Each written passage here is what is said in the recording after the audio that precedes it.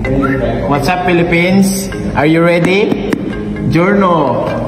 You see that? You ready, guys? Available na sa Pilipinas.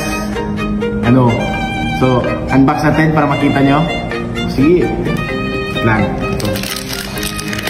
So, napakaganda ng packaging, guys, oh. Makikita nyo. Ako yung nauna. Hindi kayo. Wait lang kayo.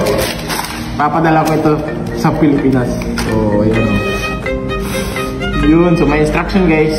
Dito, para hindi kayo maguluhan. So, ayan. Dito na tayo.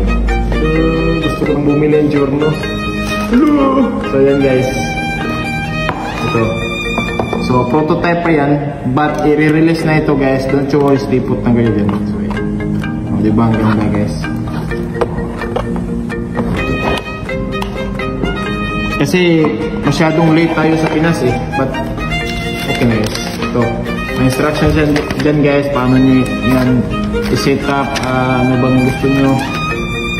Basta, nandito na lahat, guys. Maglagay ng nose.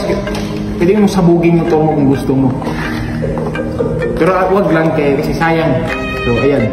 Prototype. But, i-release na ito. I-release na ito, guys, sa Pilipinas next month. So, maghintay kayo dyan. Ako yung nakawak. Ako yung una nakawak. Hintay kayo dyan, mga bossing. Okay. Guys, ito, guys, may kasama na itong data logger. So, lahat ng mga takbo nyo, guys, mga test run, recorded nyo na. Diba? Mag-tune kayo ganyan. So, recorded nyo na lahat, guys. Kung saan kayo nagkamali, saan kulang, ganyan. Diba? So, napakagandang product to, guys. Papakita ko sa inyo mamaya. Alam nyo ba, guys, ayan, oh. Thailand. Made in Thailand. Nandito kami ngayon, guys, kasi nag-improve kami sa software, guys, before natin i-release sa Pinas. Diba? Kaya tinatawag siyang Christian is Pinas. Oh, ayan, oh. Made in Thailand. O, diba? Ayan, ito yung bagong software, guys. Diba?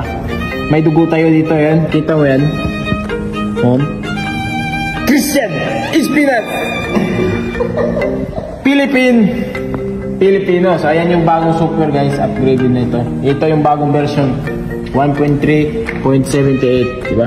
Bago yan. So, ito, guys, prototype pa ito, guys. But i-release namin to sa next month. Promise yan sa inyo, guys. Giorno. Oh. 2024 pa yan dito. Pero re-release 2025 next month. So, ayan. Yung bago nating software, guys. Ayan, oh. So, dito, may configuration dito.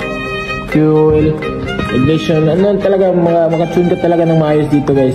Yan, tapos basta maganda ito. Set mo yung TPS sa 100%, diba? Ang ganda. Pwede ka mag-set ng 2 injector. Nas, BB, anong RPM gusto mo? Kahit wasakin mo pa yan, bahala ka dyan. Diba? Tapos, dito sa ignition, guys, ikaw na bahala, guys. Wasakin yung motor mo kung kaya mo. I-advance mo kutob sa gusto mo. Delay mo. Ano, depende sa tune mo. Mas maganda pag may dyno ka, guys. Kung gusto nyo bumili, guys. Dito, guys. Pakita ko na lang sa inyo pag bumili ako.